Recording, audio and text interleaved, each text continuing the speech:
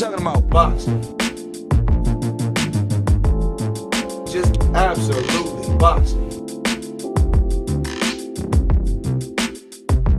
We talking about boxing. Just absolutely boxing.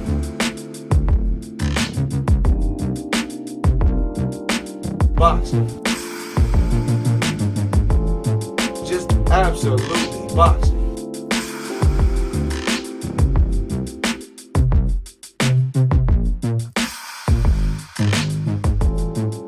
All right, y'all, what's going on? Welcome back to Just Absolutely Boxing Podcast. It's episode 46, man. We moving on. We moving up. Yeah, man. All right, my name is Ant. It's your boy Boxing P. And it's another fight weekend coming up. This time we got the main event, Adrien Broner versus Jesse Vargas. Mm-hmm. And on the undercard, we got Jermall Charlo versus Hugo Centeno and Gervonta Tank Davis versus Jesus Cuellar. What do you think about this card, man, in general, man? I think it's a good card as far as star power, and I mean, these guys are not really facing the most dangerous competition. You know, Adrien Broner is facing Jesse Vargas. That's probably the stiffest, competition out, on the card. But overall, as far as star power, getting to see some of the favorite, biggest names of the younger guys, and on one card is going to be a good look, I think. You know what I mean? Mm-hmm. Yeah, this is for Tank. This is another fight, another title shot for him to try to get him back in the thick of things. And for Jermall Charlo, this is kind of hopefully leading up to a bigger fight, maybe with Triple G or Canelo down the line. But as for, Broner, this is his all or nothing, which, many a times we gave him that, right? They had a million crossroads, so we're going to see what happened Saturday night at this crossroad. You know what I mean? Like I was saying earlier, I mean, it's hard to count the guy out. We see he's so naturally gifted, you know what I mean? And people they constantly giving him a chance, second, third, fourth, fifth, you know what I mean? But I do get it, because at any given time, if he really gets it, he can really be a star in the sport. You know what I mean? That, if he can really just pull it all together and hold it together, he can really do some things in the sport, because he's a character in the ring and out the ring, and he's definitely a gifted boxer, you know what I mean? I think before, I do want to talk about Tank first, but before we do, my question about Broner, we can answer it now, go back to it later, is he really that talented? I mean, because it's like but I mean, that's why I say like naturally gifted, as far as, I mean, he has natural gifts that you can't really train for, the hand speed, coordination, to balance certain things that it takes to be able to perform the way he does sometimes, but it's 90% mental, and so if the mental ain't there, all that's kind of null and void. You feel me? You got to have this number one. If you can think in there and can't fight that good, you can think of a way to win. But if you can't think in there and can fight real good, I mean, it's only a matter of time for somebody pick you apart or, get inside your head, and it's over after that. Yeah, because it's always like he can get in there, but he don't know how to stay in there, mentally. That's what I'm saying. Like, it's hard to really say that. That's why I never really associate the same way I say the gift with I do like a Terrence Crawford. Like, when I say he has it, I say he has it, That's why I always say that when I talk about him, is that he has that gift. He has a full package, man. Full package. Got the full package. Like, when we talk about Broner, yeah, man, I can just say, like, he got the hand speed and this and that, but it's like I haven't seen it against top level competition, Like, every time it's like top level competition, he falls short in there. Yeah, I mean, it's not even top level competition. That it's not. They're not top level guys. I mean, maybe top 10, but top 10 guys, right? That's what I mean. Yeah, that's why it's like it's still that thing with him. It's just like, how gifted is he? Like, did he blow up faster than than he was supposed to. Then his talent actually carried him. You know, was it his mouth that got him there? Yeah, It was more his mouth, his talent that got him there. absolutely. But You know, it's like your career took off quicker than your talent didn't keep up with it. You know what I'm saying? I mean, because you could be gifted, but if you don't hone those gifts and nurture them and cultivate them, then you just like anything else that you don't use, it goes to waste. So it's good things that he has, but if he's not taking advantage of them, that's only his fault, and nobody else can make him do that but him. Yeah. Again, like, especially with like natural ability, it's a matter of time for time. Take that away, Yeah, take that away. Father Time is boom, and he ain't. What is he? 28 now, somewhere in that area. So he hitting that cusp of do or die. Yeah, because like I was saying, like with Broner, his it's mostly just his character that's been bringing him to the top, and not his actual talent. That's why whenever he goes into the ring to actually show the talent, it's like he can't really commit to it because mentally he ain't there. Yeah, definitely as of lately. At 140, he was looking good at first against C-level competition, but definitely once the competition went up, things haven't been the same. But you can see why though, man. He's transparent. His life is on social media, so you see all the stuff he's constantly going through. So how good can you be with all this going on in your personal life? You know what I mean? We see why he can't focus. Mm-hmm. He got, a few baby mothers, and no disrespect to him. I'm just saying, he always got something going on, and that's not being focused. Right. He's having something going on, Yeah. Let me say this before we jump to Tank first. We're gonna start the bottom card, but I do want to say this though. It's like with he's in the same kind of situation as AJ. They kind of the faces of boxing. They're more than just what they do in the ring. They have a face outside of the ring, but with AJ, he kind of uses it more in a positive way. Of course. As much as people hate AJ right now, hate on him and say he's ducking Wilder, which he kind of is, but like we know that at least he's using it in a more positive way. He knows how to kind of present himself. Exactly.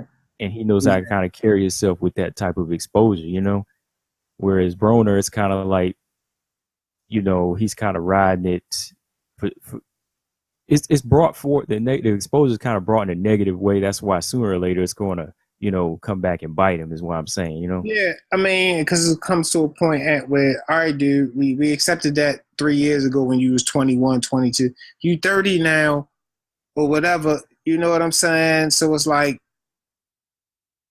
you should be older. You should be older now. You know what I'm saying? More mature now. That stuff we want to accept that forever from you. And people looking at him like, yo, all right, we seen you do the performance, you locked up, do all the done. All right, every time you give people this big, I'm changed, I'm this, I'm that. And but then it don't seem like, the actions is matching up with the words. So like I say, at the end of the day, he only hurting himself. He's only hurting himself. We fans, we, like you say, we on to the next thing. That's just the way it is being a fan. But yeah, he's every brother out here, and we wanted to see him be able to take care of his family, man. You know what I'm saying? So it's like, dude, you need to make the most of this opportunity because you got a family to provide for. Yeah, especially when you're given the opportunity. So yeah, that's it. That's a lot of young guys out here, young brothers like that, they ain't getting it. Yeah, wish they could get that platform. Wish they could get it. You know what I mean? Yeah. But speaking of opportunities, when you look at somebody like Tank, last year was a big year for him. He won his first title. He went over to the UK, fought in the UK, been, with Floyd Mayweather. Like you always say, he got skyrocketed to the top, Yeah. And, he fought on one of the biggest cards, the Mayweather-McGregor card. Came up short on weight. That's why he lost the belt. So, since then, he kind of been inactive. but now he's back in the mix with a guy named Jesus Cuellar. And this supposed to be for the WBA belt. This guy Cuellar, like I said, I've seen him fight in the past. He's from Argentina. He's tough, really tough puncher, pressure puncher, but he's had a year off. Do you think it's going to be a real test for him, or do you think this is kind of a way to get Tank back in there, an easy title run? I mean,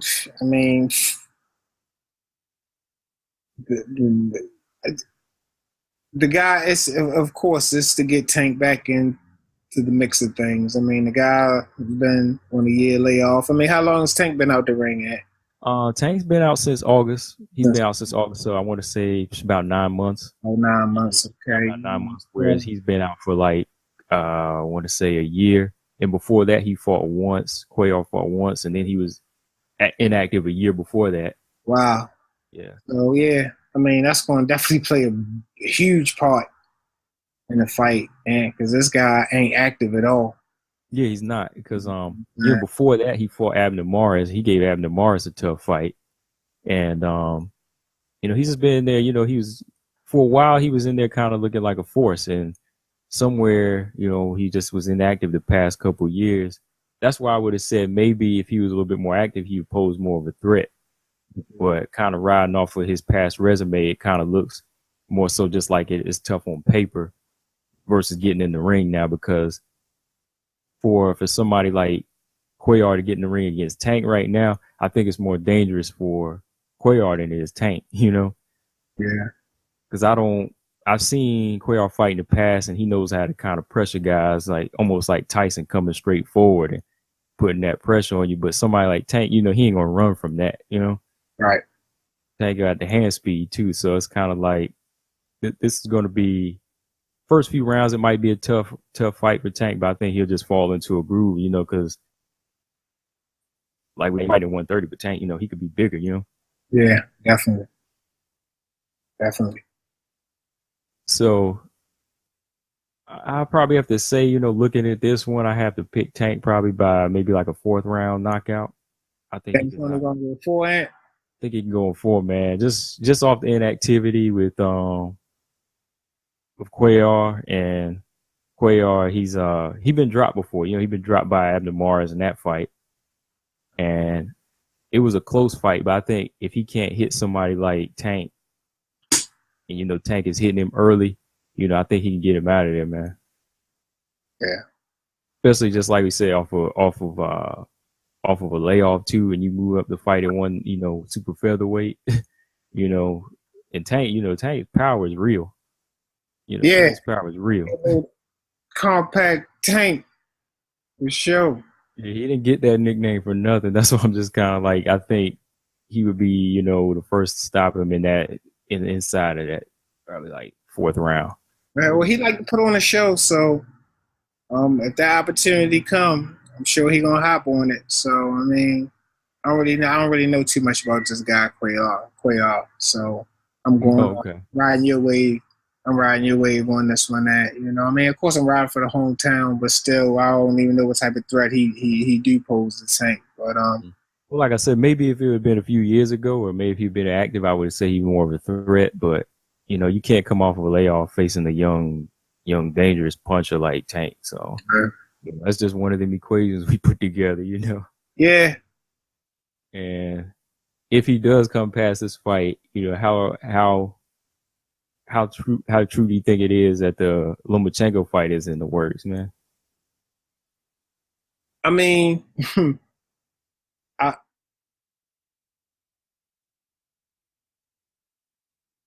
I feel like Lomachenko wants to fight. I feel like Tank wants to fight. The thing is, Floyd being the businessman that he is, of course, is going to be Mayweather promote. Will all those politics get involved in? You know what I mean? I think both guys want to fight. I would love to see the fight. You know what I mean? I think it would be a great fight. But I'm a little nervous about the politics. You know what I'm saying? They might come into play trying to make this fight. You know what I mean? But we'll see. I mean, because the thing about it, neither one of them are huge names, huge draws. So who's gonna be A and who's gonna be B. You know, Floyd. You see what I'm saying? It's gonna be a lot of politics with this shit, you know what I mean? So yeah, because right now, both of these guys are on about the same level. If you want to talk exposure, you know, so both of them are going to feel like, hey, I'm A, then Loma might say I'm A. And we already know, you know, a lot of people gonna say Loma is the A side. You know what I mean? So I mean, but is Floyd gonna really feel like that? He might say, all right, cool, whatever. I don't know, but he might feel like Tank the A side. We don't know. So I see more litigation with that type of shit than the actual fighters not wanting to mix it up. Mm-hmm. So, yeah, I think that, you know, like we said, what does Tank have to be? What would he have to fear? You know, why would he even try to talk his way out of a fight like this? You know, out of a fight like this. So this is a fight that I feel like he really do need. You know, after he get past this guy Cuellar, you know, granted, if Lomachenko can get past Linares, you know, facts. So all in all, I mean, it's hard not to look ahead to that fight because it's just got a lot of different things, like angles in it. Because Loma, he ain't faced nobody like Tank, you know. Because if you be on the real, he's been fighting a lot of ex-older champions, you know, ex-older smaller guys, and Tank is a young beast, man. So when you look at it, a lot of people are saying, "Oh, Tank is scared. Tank is gonna lose." I mean, like, I don't know about that, man. Yeah, and like I told you, for me, Ant, you know, even though I'm pulling for Tank, but my thing is, I'm curious to see how Loma deals with the power. You know what I mean? Because this is some power he probably ain't felt at 130 before. You know what I'm saying? Them little short, powerful arms or whatever, thick neck. So I'm curious to see what how he responded to that, because that can be telling. You know what I mean? He might do good, he might do bad. I don't know, but the power, he gonna feel it. Yeah, gonna feel it. And I know people might disagree, but I have to say Loma has one loss. You know, a person with one loss or any losses, they do fight different than an undefeated fighter. You know, I don't care what anybody says. You know, for sure. They bring a different energy or aura, whatever you want to call it, to the ring versus a fighter with even one loss, man. Some people cherish that. Oh, and I mean, and you already know, like you say, we ain't for the debate or whatever. It's a fact. An undefeated fighter fights different because he still hasn't went through the threshold of losing yet, so he don't know how to lose. He don't know how to lose yet. You do. I mean, that's the way it goes sometimes. But you know, a guy who's never lost really don't know how to lose, and so they're going to do their best not to lose. You know what I mean? Exactly. Yeah. But shoot, looking at this one, I definitely got to pick Tank probably by a 4th or 5th round knockout, man. Anything else you want to say on this one? We jump on the next one. No, I'm like I said, I think Tank could get him, but I ain't sure. I ain't sure on, you know, how and when. And said 4 rounds. 4 rounds, man. I'm calling 4. All right, looking at jumping up to 160. Looking at Jermall Charlo versus Hugo Centeno. I feel like, you know, Charlo, this is his second fight at middleweight. I think it's going to be not really a big test, but I think it's going to be I don't want to say cakewalk because I don't want to make him see too bad, but it seemed like it's going to be an easy fight for him, man. Yeah. Like I said, I've seen him fight a few times on PBC, Hugo Centeno, and he's he tries to be slick. You know, he tries to be slick, but it seemed like he's a little too slow to pull the trigger. So he's kind of easy to get caught. You know, he's kind of got his left hand down a lot, trying to bait people in, but then he usually winds up getting countered. So he seems a little bit slow on that. And like I told you, he lost to Selesky, the guy that Danny Jacobs is going to fight. You know, he got stopped by him. And there was just this one round where he got clipped good with a right hand, like just because his hands were down. And I was like, if Charlo was to hit him with one of those right hands, it would be lights out.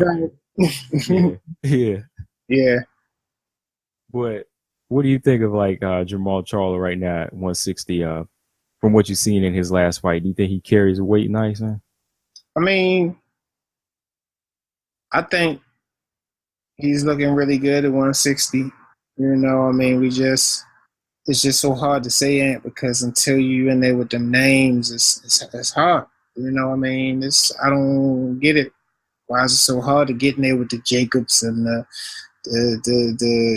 Gennadis and these people? I mean, the Boo Boo. It's some names there. That's the fights we want to see. Because then for me, then I can honestly measure and say, well, this guy is it. It's easy for a guy with a tailor-made fight to look good. That's what the fight is made to do. Yeah. It's not the fighter's fault. It's nobody's fault. It's just the way the game goes, But, I mean, we all know anything can happen in the fight, but it's just one of them things where if you do what you're supposed to do, you're going to get this. If you lose it, that's on you. You know what I'm saying? Right. Well, it seems like this, I hate to sound old, but like back whenever, back in the day with some boxing, even in the 90s, like when guys moved up, they were moving up to take on the best already. They didn't really get no easy fight. You know what I mean? Like even when Roy moved up from middleweight to super middleweight, he went straight after James Toney, for a super fight, or whether he jumped up to light heavyweight, so he was already fighting those guys with belts. But it seemed like now everybody kind of has their hand has to be held to take up to the next weight. You know what I mean? And either that, or even their handheld, or they feel like they can hold out for more money. But the money's going to come, man. Like you got to take on the hardest fights now, all right? And then when you prove yourself as that star, you get the money. Because like right now with a guy you taking on like Hugo Centeno, that's just a fight. It's just a stay busy fight, in my opinion. So yeah, and it's also going to test the waters. It's going to see how the fashion you beat a guy like him in. If Charlo's able to beat him quick, however you're able to beat him, if he fast fashion or hard fashion, that's going to kind of gauge how you're going to look at 160, So what is this, his second fight at 160? Yeah, it's his second fight. Mm-hmm. So if I had to make a call on this one, I'd probably say I think Charlo might beat him by a decision, like a unanimous decision, or I think he might stop him late if he can land like that right hand.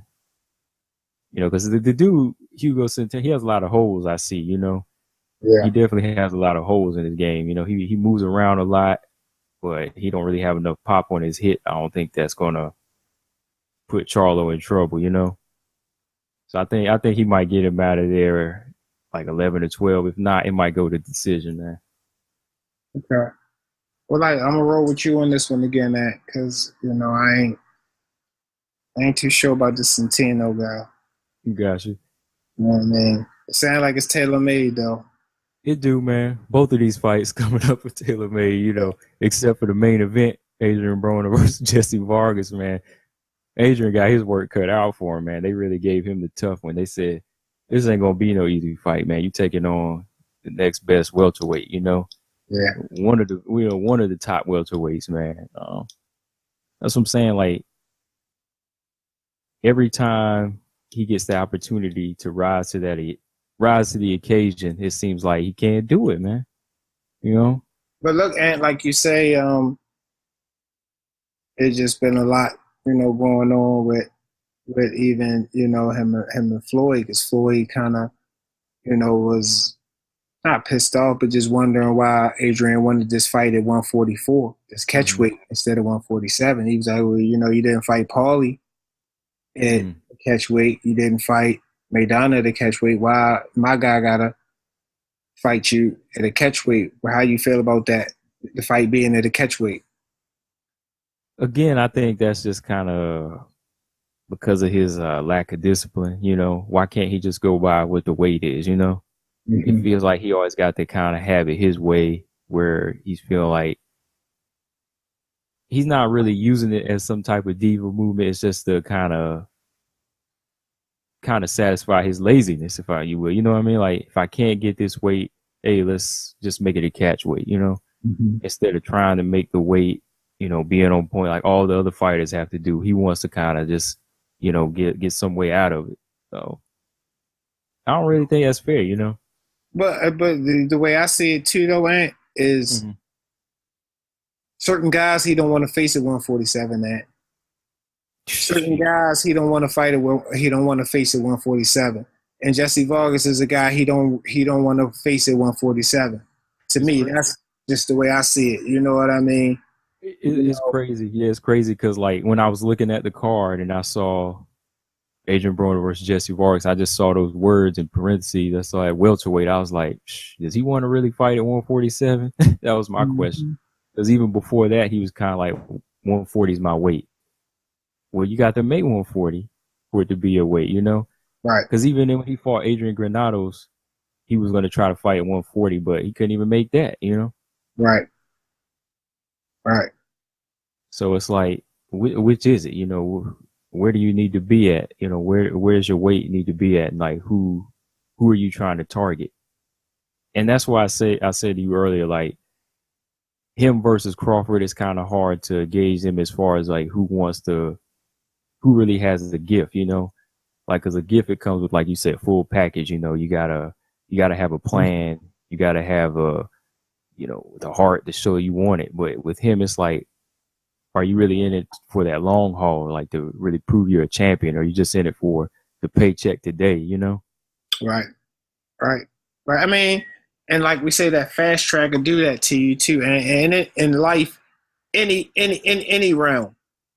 realm you on a fast track to the top, it distorts things. And we can't dismiss that. But you know, Adrien Broner, you know, I mean, some people might say he's the modern age Zab Judah. You know, another guy who people use the word gifted with, but just couldn't keep it together mentally. And like I say, the game is 90% mental. So, you know, you have to be mentally sound. You know, and I mean, who knows what goes through a fighter's mind in a 12-round fight? And, you know, I don't know. But we know that every fighter says it's 90% mental. So it's some thinking going on. There's something that's going on in there. And some people, I guess, can do it. Some people, I guess, can't. You know what I mean? And we've seen other guys who have had talent, but just, you know, mentally break down. What's the other heavyweight who cried with Lennox Lewis? That was an extreme case, but Oliver McCall. You know, Oliver McCall. I mean, he had some mental stuff going on, but still, you know, he was fighting and people didn't, you know, realize what was going on in his head until the man finally broke down on the top level. You know what I'm saying? So, I mean, like I say, who knows what really goes on in these guys' heads? And I mean, it's a lot of thinking, you know, doubting yourself, you know, confidence, you know, yeah, anxiety. Yeah. Oh, yeah, because like even hearing Bernard Hopkins talk about that in the past, he was saying like, you know, fighters, it takes a lot to stay in their mental, because he said sometimes you might start thinking about what you gonna eat for dinner in the middle of a fight. Something as simple as that. Or like one other fighter said, you might be thinking of that girl you just saw walk by. If you let your guard down one time, and that can kind of throw you off, you know? Or something simple as you just had an argument with your wife before the fight, or your girlfriend. I mean, that should be on your mind. Exactly. You know what I'm saying? You thinking the shit you should have said in the argument, and you then got dropped and shit. You know what I'm saying? I mean, you got a fight in the ring, and then you got one waiting at home. You got one way, you got a frying pan with your name at home waiting for you. Yeah. You know, but I'm just saying, I mean, those are the things that a fighter would have to black out. That's another dynamic of the sport, and the mental fortitude that you have there. You got to black all that shit out, man. All of it. Buster Douglas' mother had just died, man. You had to block that shit out and go in there and face Mike Tyson. So can you imagine the mental fortitude that something like that would take? I mean, I'm sure it popped in his head, but not to let it overwhelm him and cause him to lose the fight.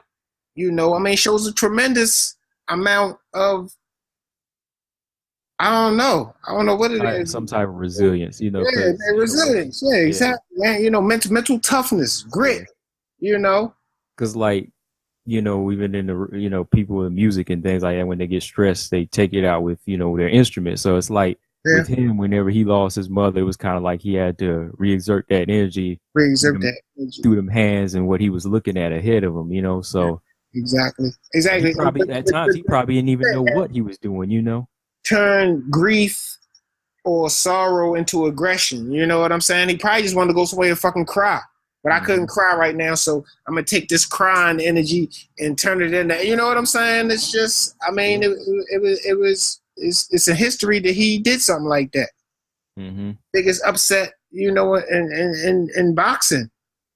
Yeah, So, and I think that's the thing with Broner. Like with all the things he got going on, he still hasn't really learned how to just go in the ring and imagine everything. Just him and the one guy in the ring. You know what I mean? His mind is here. His mind is there. It's everywhere because he wants to know that all eyes are on him. You know, because that's even the type of presence he brings all the time. He wants all eyes on him, but he's not like Floyd, where Floyd, he wants that attention, but he's not always looking around. He knows how to perform to make people look and not care. You know what I mean? exactly. Like him, he got to know that everybody's paying attention. He's yelling. He's, calling people this and that, whether reporters or what, just to get that attention. And I think that's his problem in the ring. He was still worried about what the audience is thinking. Exactly. Versus what his opponent is doing. That's what kind of affects his performance. And with somebody like Jesse Vargas, you can't do that because, Jesse Vargas, he wants to be a champion. He wanted to fight Keith Thurman in May, but how that went, that's another story. But, Right. Somebody like Jesse Vargas, he been in there with Pacquiao. He been in there with Tim Bradley. So he's learned some things, and he gave them hell of a fights too, So what's a guy like Broner gonna bring to him that he hadn't seen before, So it's like, Broner, you have to be on your A game or you will face your first knockout. That's just being real, Wow. Like I'm not saying that, he's gonna beat him down where he can crack the chin, but you never know. Anything can happen. Anything can happen. Yeah, if he go in there slipping or falling short, then he definitely can get knocked out. You think Jesse Vargas wouldn't hop on the opportunity to catch that chin? Mm-hmm. You saw how he buzzed Tim Bradley in the 12th round. He wouldn't stop until he tried to get him. He almost got him out of there, Yeah, he definitely had him hurt bad. So, but the thing about it is like, the fight game, and Jesse Vargas, Adrien Broner is a more popular guy. This is an opportunity for Jesse Vargas maybe to springboard his career. You know what I'm saying? Adrien Broner could win, but this could just be Jesse Vargas' moment. And it just might be his time. We ain't promised tomorrow in life, Ant. So you definitely ain't promised it in boxing or sports or entertainment. You ain't promised tomorrow. And that's what I'm saying. Like whenever I speak of like Jesse Vargas' energy versus wanting to be a champion, it's like he fell short in the Pacquiao fight and the Bradley fight. These are A-listers, right? So what the hell, so what the hell is Broner got that's going to really stop him? So he's bringing that energy like from those past losses into this fight to say, I'm not going to let somebody AB beat me. I've already been in there with the best, and gave him that toughest. So Broner might just be another stepping stone for him to get back in there with a Thurman or a Spence. And it can go both ways. And like I say, if Vargas does that, hats off to him. I don't want to look at the fight as it's just Jesse Vargas who's supposed to go down. The best man is going to win. You know what I'm saying? But the best man, he will be the best man if he's put the work in. So whoever's put, the best work in will be the best man. If you didn't put the work in, you're not going to be the best man on fight night, man. That's common sense. Yeah, because we definitely don't see it as that type of fight where it's a lay down fight for him because, even like before we were starting the show, we was talking about how, Tank, if you look at the equation of his fight, it might be an easy win for him. You look at the equation for Charlo, he has the kind of an easy win. Broner, he's the only one that's going to have a tough fight. Yeah. I feel like he has the toughest match because, Vargas, I don't see him as no pushover, Right.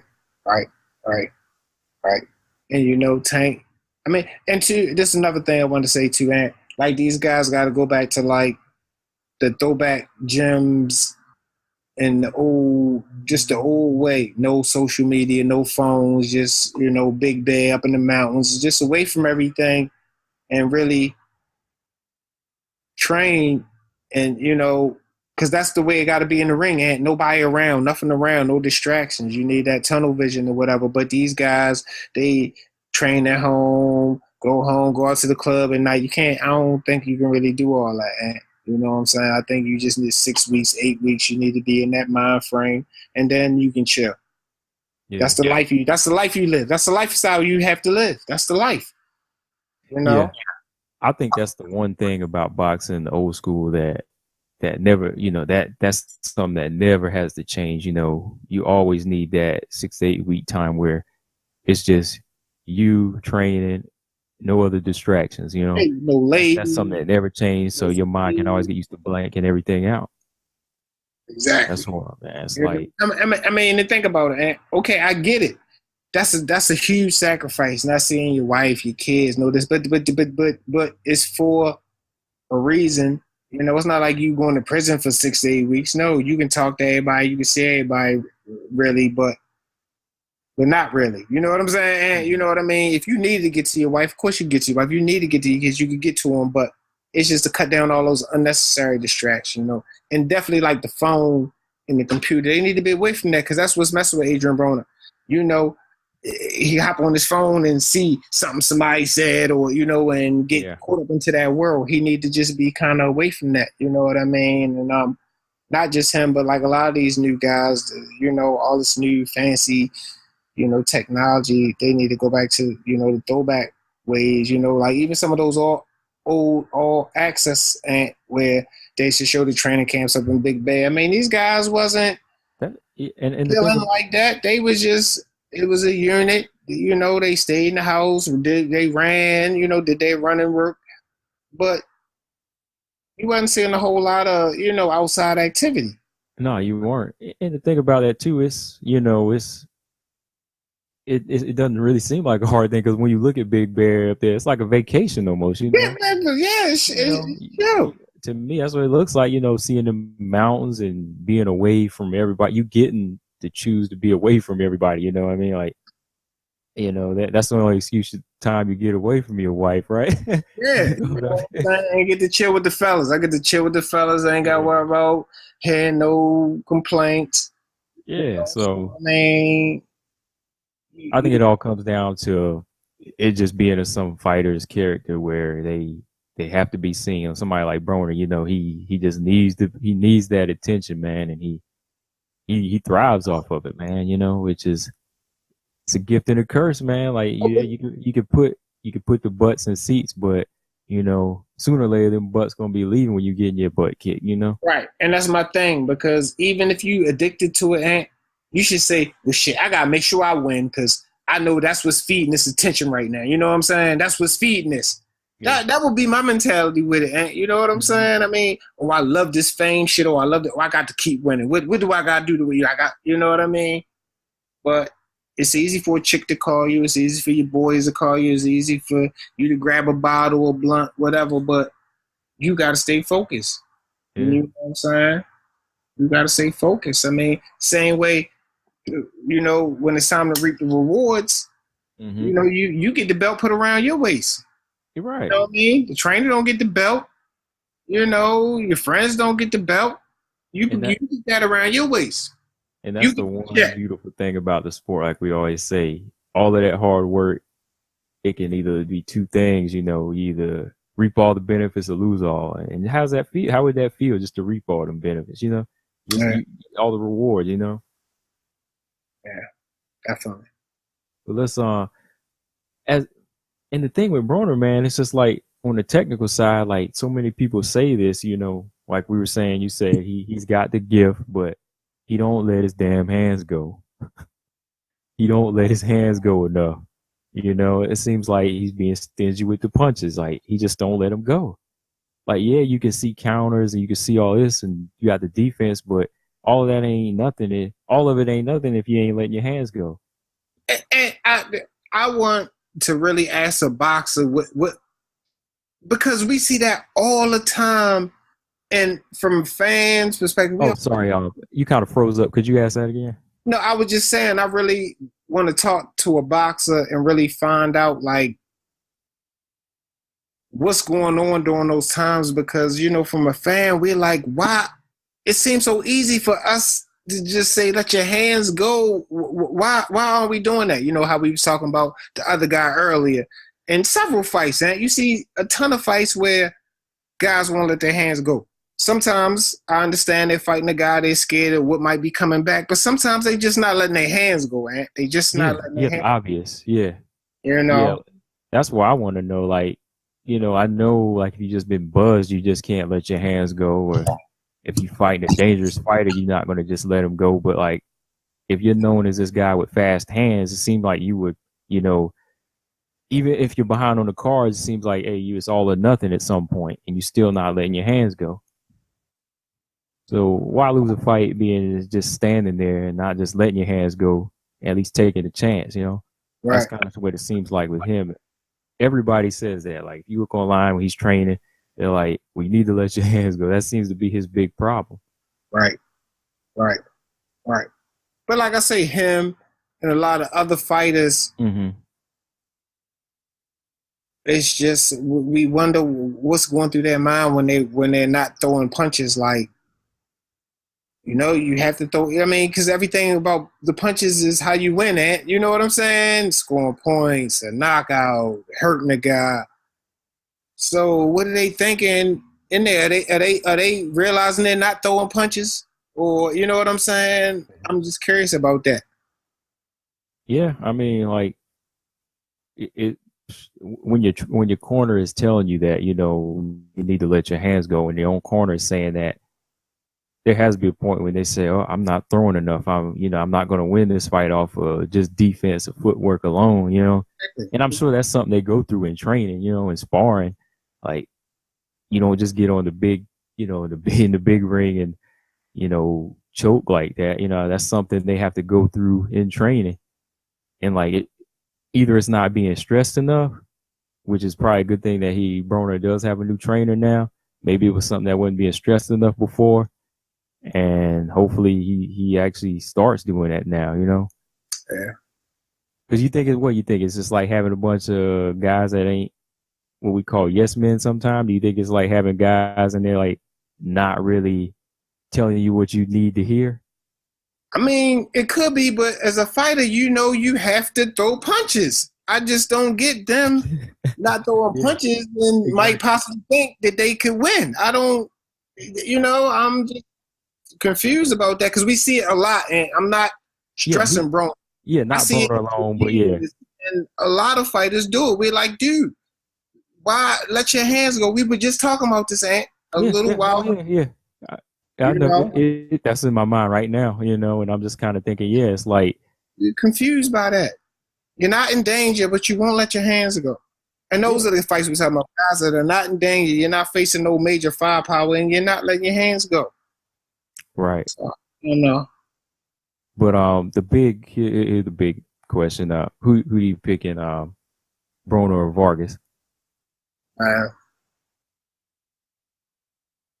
It's gonna be a tough one, man, but I'm gonna actually roll with Vargas on this one, Ant, because, you know, AB kind of had me sold till he, you know, at the tail end seemed like he got a little unfocused. So I'm rocking with I'm gonna rock with Vargas because, you know, he just been looking sharp, he been looking focused, and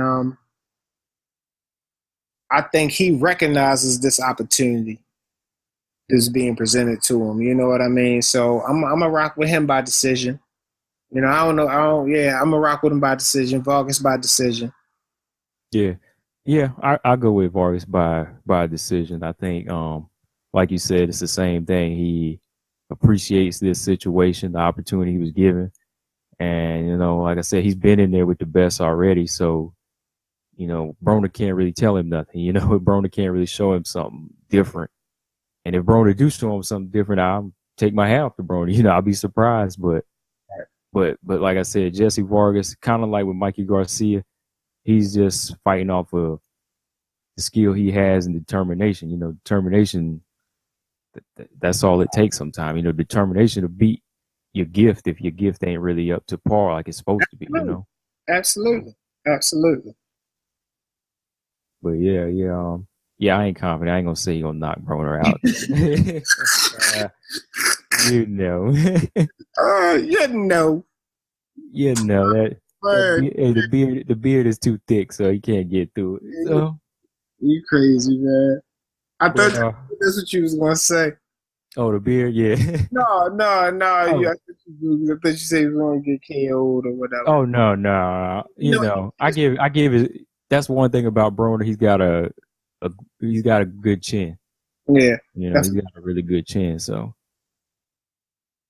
but well, what else I say was fighting in ESPN, Amir Khan and that guy Greco, man. What do you think of that? Just stay busy, fight for Khan. Or you think it's dangerous, man? I think it's dangerous, man. Because Amir Khan ain't young. That's a fact. He ain't young no more, and the chin is just.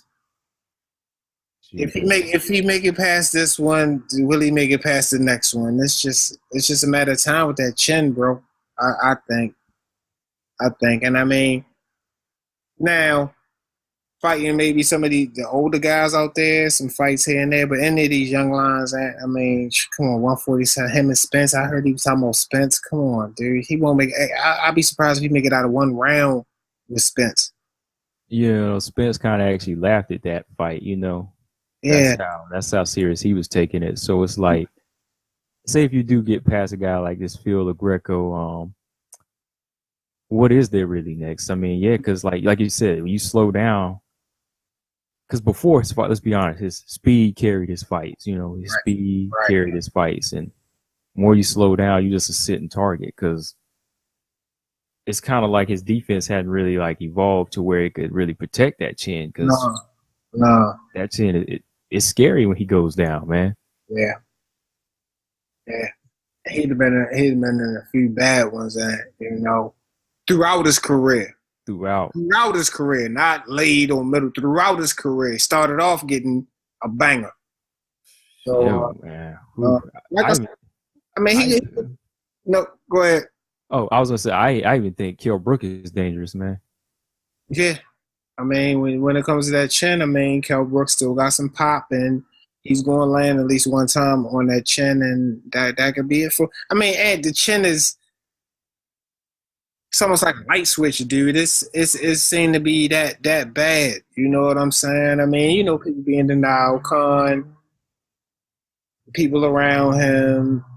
I mean, because to be a fighter without a chin, you had to be a special fighter.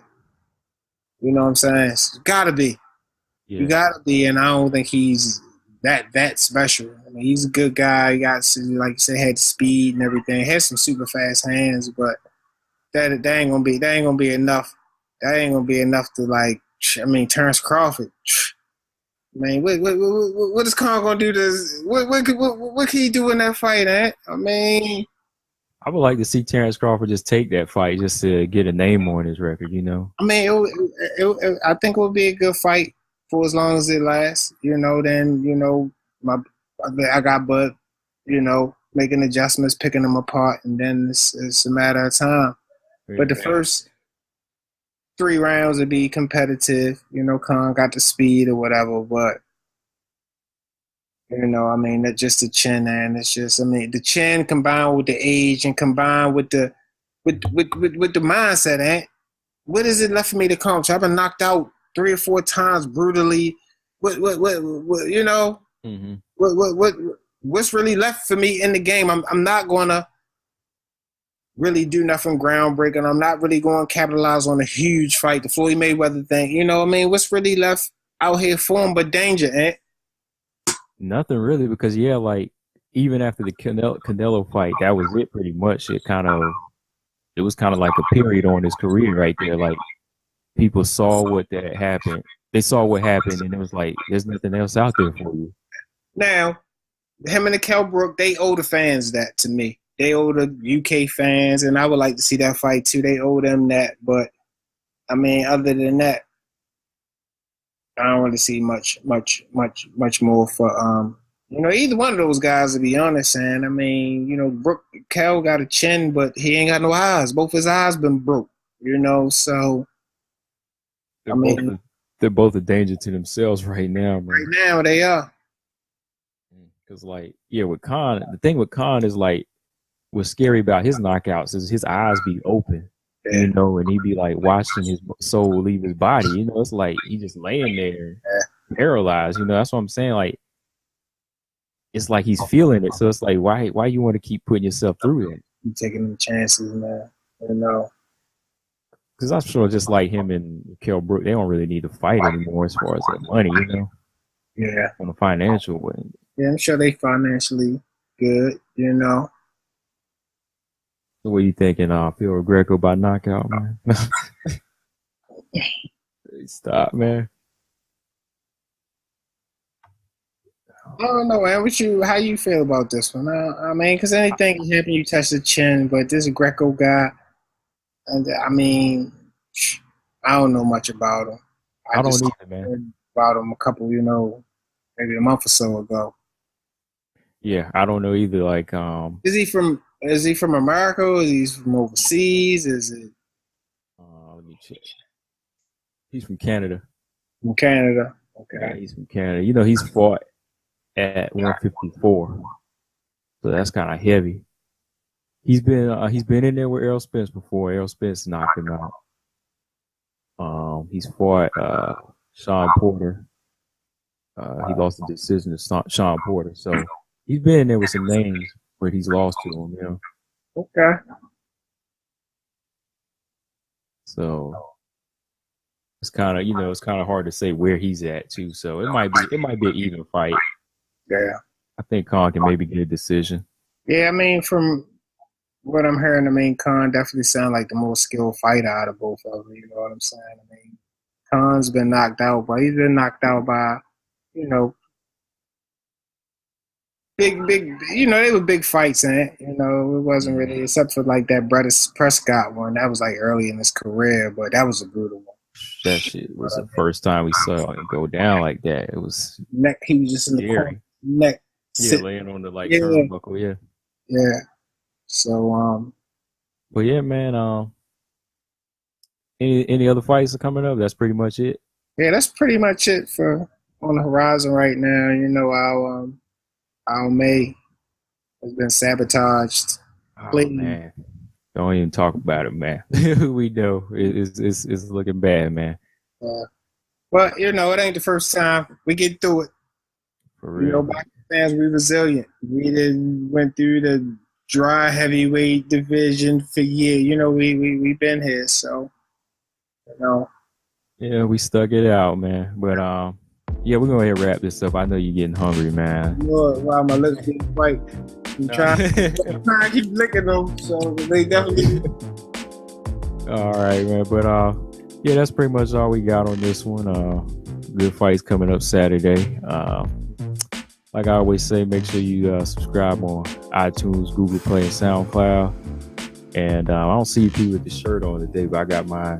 Go to thejabeffect.com. Yeah. I'm just relaxing today. Just chilling, man. But yeah. Before we go in, I want to give a shout out to Eric Thompson. You know, cool new guy that we met at the Christy Martin motion event or whatever. So I just want to give a shout out to him. I know he be listening. So shout out to Eric Thompson. Yeah, shout out to Eric for, listening to the show. Sorry I couldn't make it out there the past few times. It's been busy, but yeah, hopefully the next one I get to meet him, Yeah, sure. But yeah, make sure y'all follow us on Facebook, Instagram, and Twitter. Like I always say, my name is Ant. It's your boy Boxing P. About to sign off. Peace. Later.